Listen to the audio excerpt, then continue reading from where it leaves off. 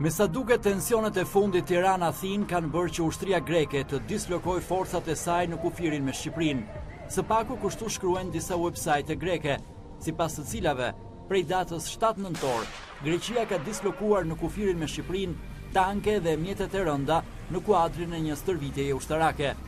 Kjo video përgatitur nga ushtria greke, e cila ju është shpërndarë edhe mediave të vendit fqinj, është siguruar nga agjencia e lajmeve Balkan Web. Lidhur me këtë stërvitje ushtarake, bie në sy fakti se pothuajse të gjitha websajtet greke shkruajnë të njëjtin tekst shoqërues, ku ndonse nuk përmendet në asnjë rresht Shqipëria, nënkupton qartë një paralajmërim serioz për të.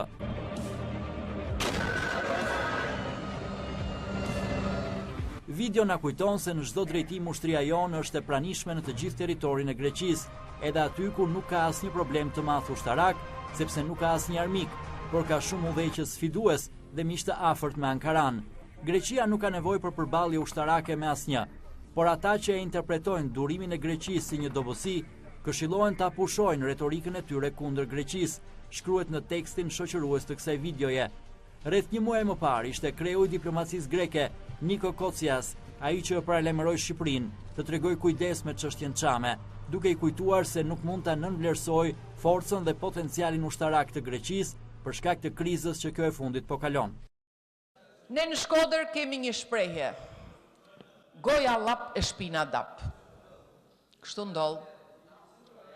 Kur kryeministri flet, pa i vën një argjinatur vetës, pa i vën një dig vetës, qoftë në raportet me fqinj, qoftë në raportet me Trump, qoftë në raportet me Greqinë, qoftë me raportet me vendet e tjera.